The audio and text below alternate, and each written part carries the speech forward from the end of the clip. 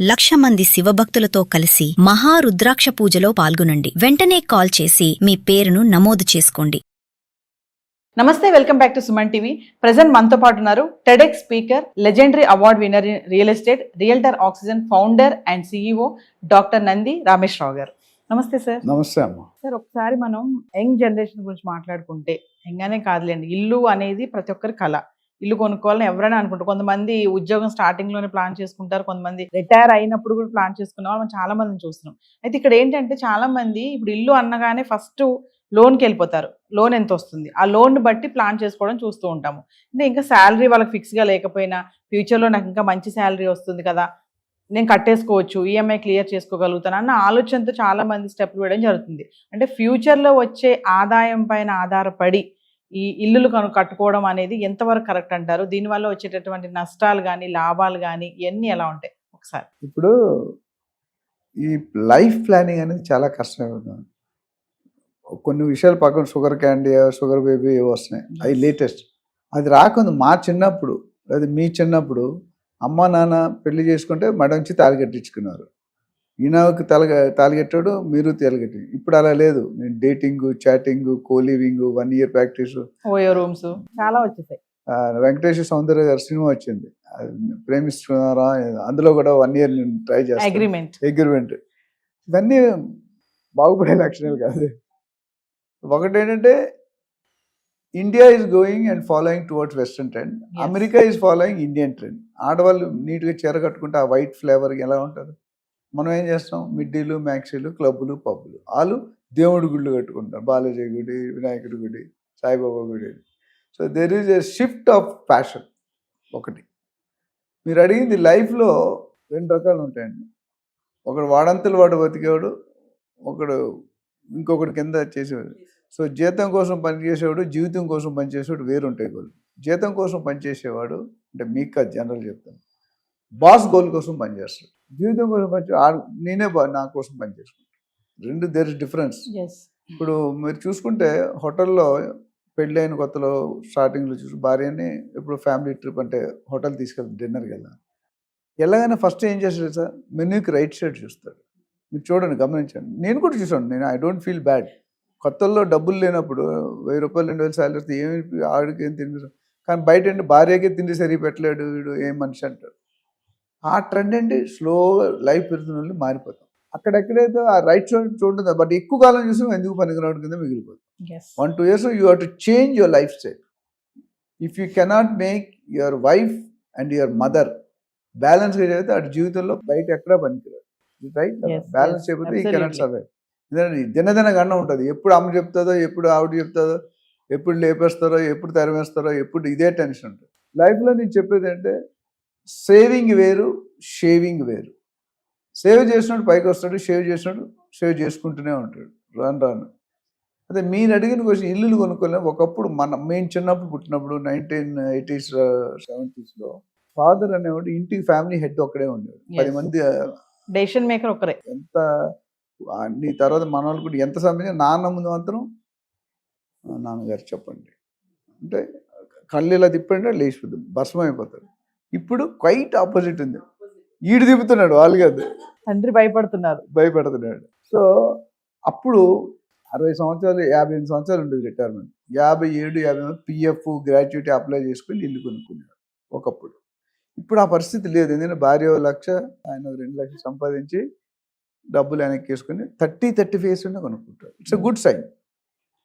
అయితే కొంతమంది లేని దానికి ఆరాటం ఎక్కువ చేస్తారు. ఎందుకంటే డబ్బులు లేవు, వస్తాయి.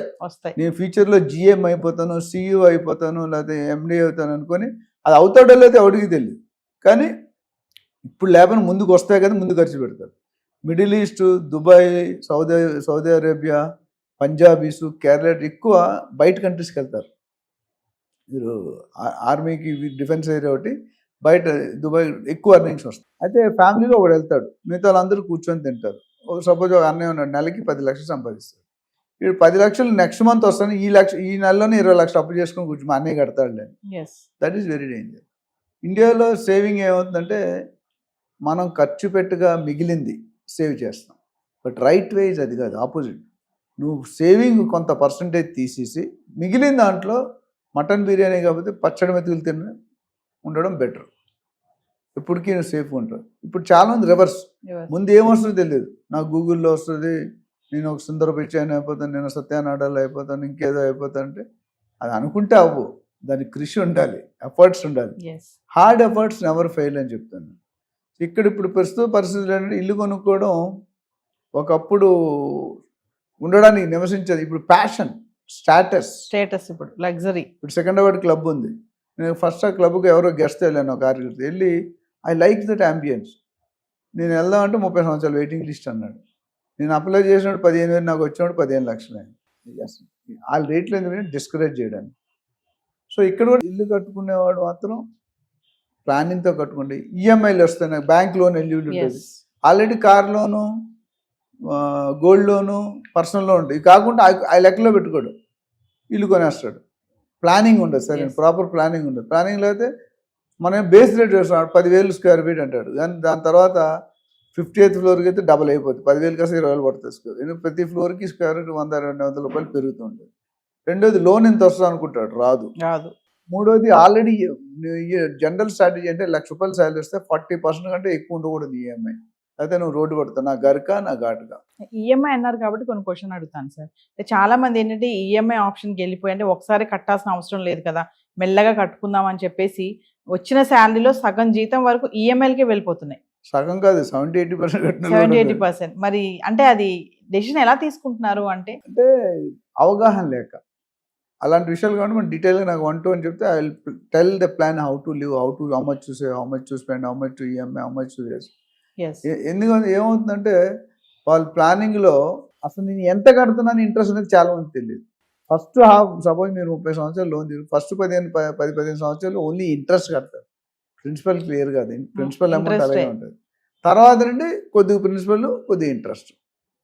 అది చాలా మంది ఇంట్రెస్ట్ లోన్ రేట్ వేరు, ఈల్డ్ రేట్ వేరు. ఈల్డ్ అనేది ఫైనాన్షియల్కి అర్థమవుతుంది, ఇక్కడ అంత తక్కువ టైంలో చెప్పాము. సో ఈల్డ్ రేట్ చూసుకుంటే మీరు షాక్ అవుతారు, హార్ట్ అటాక్ దగ్గరలో వెళ్ళిపోతారు.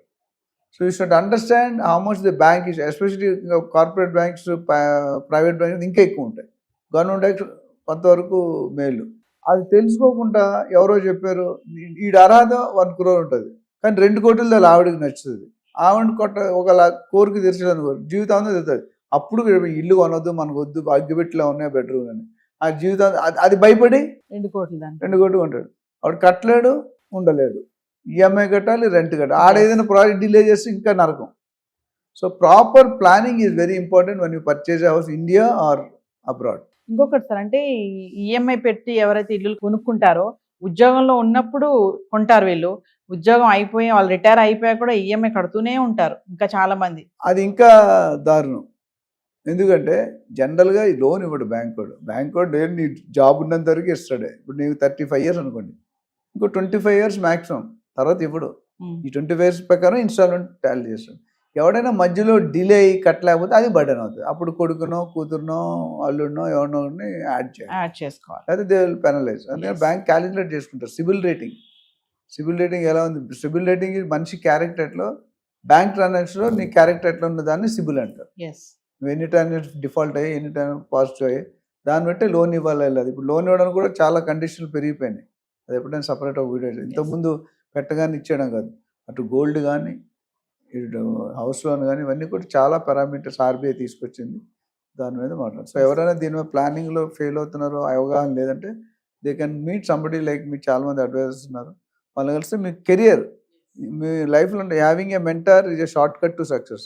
నీకు 30 సంవత్సరాలు అనుకున్న వ్యక్తితో నీకు సంబంధం కోచింగ్ అయితే నీకు 3 సంవత్సరాలు నేర్పిస్తాడు, 30 సంవత్సరాలు, కానీ మెంటర్ డబ్బులు ఇవ్వాలి, పెట్టుకోమా. Thank you.